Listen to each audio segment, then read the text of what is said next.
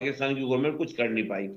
आना पड़ा यहाँ पर किसको? चीन को। चीन आके लद्दाख में बैठा कि हम यहाँ से क्या करेंगे, कंट्रोल करेंगे किसको? आपका भारत को। लेकिन लद्दाख में भी जैसा रिएक्शन उसको मिला, जिसको मैं बोलता हूँ एक अल्ट्रा नेशनलिस्ट मूव था वो, कि गालवान में उसको लेने के देने पड़ गए। अब आके आज आपका चीन क्या कर रहा है? लगातार कह रहा है कि ठीक है, बात कर लेते हैं, बैठ के बात कर लेते हैं। अब बात क्या था कि जो पश्चिम में हम बात कर रहे हैं कि पीओके, लगातार अब हमारी ओर चर्चा हो रही है कि पीओके, अब पीओके बात किस पीओके पे होगी? अब बात ये हो रही है कि अगर पीओके जाएगा तो चीन का सी पैक भी जाएगा, और चीन का सी पैक जाएगा तो पाकिस्तान और चीन का जो गठजोड़ है वो ब्रेक हो जाएगा।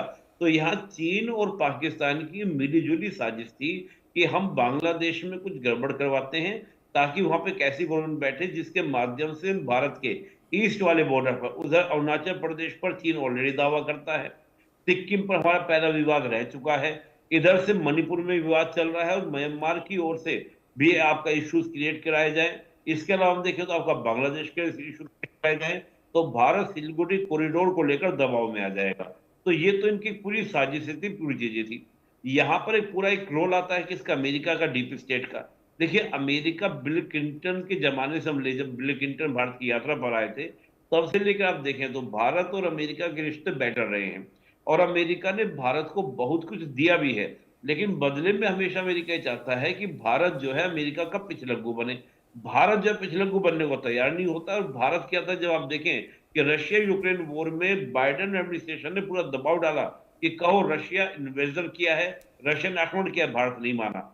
तब अमेरिका ये कहता है कि हमको सेंट मार्टिन आइलैंड बांग्लादेश से ले लेना चाहिए, ताकि हम अपनी फोर्स को वहां पे डिप्लॉयड करें। उससे क्या होगा कि एक तो चीन की जो गतिविधियां पूरी इस एरिया में बढ़ रही है, जिसको स्ट्रिंग ऑफ पल्स कहा जाता है, चाहे वो म्यांमार हो, बांग्लादेश हो, श्रीलंका हो, मालदीव हो, पाकिस्तान हो, अफगानिस्तान हो, ईरान हो, उन सारी गतिविधियों को हम रोक पाएंगे और भारत को प्रेशर में लेके अपने इंटरेस्ट को साध पाएंगे।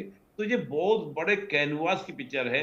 अभी जब डोनाल्ड ट्रंप आते हैं तो डोनाल्ड ट्रंप इंडिया को अपना मेन क्या मानते हैं, कि अपना अलाई मानते हैं, कि इंडिया को साथ लेके चलना है। और चीन रशिया से बातचीत तो करनी है, लेकिन बातचीत के तरीके में ट्रेड वॉर को स्टार्ट करना है। तो मतलब बहुत सारी चीजें चेंज हो रही हैं। उस चेंजेस में यहाँ का एक जियो स्ट्रेटेजिकल, ये चेंज करने का मूव जो है चीन और पाकिस्तान का है। और हाल के दिनों में आप देखिएगा, चीन बहुत सारी चीजों में, चीन हमको ये बोलने लगा है कि आप हमसे टेक्नोलॉजी भी ले लीजिए। चीन ये कह रहा है कि जो अरुणाचल प्रदेश के पास में हम डैम बना रहे थे, हम उसमें बातचीत करने को दोबारा से तैयार हैं। चीन का रवैया भारत के प्रति बदला है।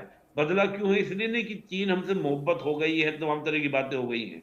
जब से डोनाल्ड ट्रंप ने ट्रेड वॉर स्टार्ट करने की बात की है, तो चीन चाहता है कि भारत को अंतर्राष्ट्रीय मंच पर, जैसे डब्ल्यूटीओ के मंच है, वहां का मैं इस्तेमाल करूं भारत को साथ लेकर, और वहां पे हम क्या करें, अमेरिका को काउंटर करें। तो बहुत सारी चीजें चेंजेस होती हैं, लिहाजा कोई घबराने की आवश्यकता मैं इसको मानता नहीं हूं। ये जियो स्ट्रेटेजिकल मूव्स होते हैं, हर देश अपने अकॉर्डिंग करता है। लेकिन अंतर्राष्ट्रीय राजनीति का एक चेहरा होता है, वो होता है गिव एंड टेक का। आज इंडिया के पास देने के लिए बहुत कुछ है, पाकिस्तान बांग्लादेश के पास इंटरनेशनल कम्युनिटी को देने के लिए कुछ नहीं है। कि हम ये कहते हैं कि बहुत कुछ है, ऐसा कुछ होने वाला नहीं है। उनको बस एक प्रॉक्सी की तरह यूज किया जाएगा। पाकिस्तान ऑलरेडी चीन का एक प्रॉक्सी बन के काम कर ही रहा है। आगे हम देखें तो बांग्लादेश भी चीन का एक प्रॉक्सी बनने की ओर अग्रसर है। और यहाँ पर जो मोहम्मद यूनुस जैसे जो लोग हैं, ये अपनी राजनीतिक महत्वाकांक्षाओं के कारण अपने ही देश का अहित कर रहे हैं। हाँ, चीन बाकी किसी अपने बिना स्वार्थ के कभी किसी की मदद करता नहीं है और स्वार्थ साधने की कोशिश हमेशा करता है। बंसल सर, तो क्या ये समझा जाए कि जो साजिश भी है इसमें भी कड़ी दर कड़ी जुड़ी है? चीन के इशारे पर पाकिस्तान नाचता है और चीन पाकिस्तान का इस्तेमाल कर रहा है और पाकिस्तान वही काम बांग्लादेश के साथ कर रहा है अपने मतलब के लिए। बिल्कुल ठीक कहा आपने। देखिए, अ, दुश्मन का दुश्मन दुश्मन होता है, दोस्त होता है। तो दोनों ही है, चाइना और पाकिस्तान एडवर्सरी हैं। दोनों का मेन मकसद है हिंदुस्तान को परेशान करने का। वो तो उनको जो है एक स्थिति, एक कंड्यूसिव, एक ग्राउंड मिल गया, एक फर्टाइल ग्राउंड मिल गया है इस समय बांग्लादेश इन सब गतिविधियों को करने के लिए। तो आईएसआई को एक जो पाकिस्तान को एक अच्छा मौका है कि वहां पे वो अपना ठिकाना बना ले। क्योंकि ऐसी भी बातें चलती रहती हैं कि जो अवामी लीग के लोग हैं वो संगठित होकर के और दोबारा वहां पर शेख हसीना आ सकती है। तो ये सोच रहे हैं कि उससे पहले कोई इस तरह की बात हो तो जो वहाँ कट्टरवादी ग्रुप हैं, जमात इस्लाम है और कुछ बीएनपी हैं, तो वो इकट्ठे होकर के, और देखिए जहां तक बांग्लादेश के अंदर में ऐसा नहीं है कि सारे लोग जो है पाकिस्तान के साथ में, उनके संबंध पहले भी थे और वहाँ पहले भी बड़े कट्टरवादी थे और पहले भी भारत के अंदर में चिटगोंग वगैरह के थ्रू ऐसी एक्टिविटी कराई थी बांग्लादेश ने।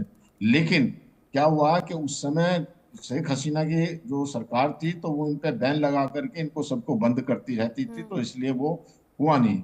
अब जो है कट्टरवादी आगे वो फ्री हो गए हैं, तो इस तरह की हरकतें करते हैं। लेकिन अभी जो है ना, ये कुछ ही समय की बात है, अब शिकंजा जो है यूनुस के ऊपर भी कसना शुरू हो गया है। यूनुस की लड़की है, एक अमेरिका में है वो, और उसने जो है $3 लाख का जो है गबन किया था, कुछ ऐसा। और हिलरी क्लिंटन के जो है उसमें दिया था कोई चंदा वगैरह जो कि लीगल था, और उस बात का ध्यान जो है ट्रंप एडमिनिस्ट्रेशन ने, ट्रंप जी ने, वो जो मिस्टर ट्रंप ने, वो उसका संज्ञान लिया हुआ है।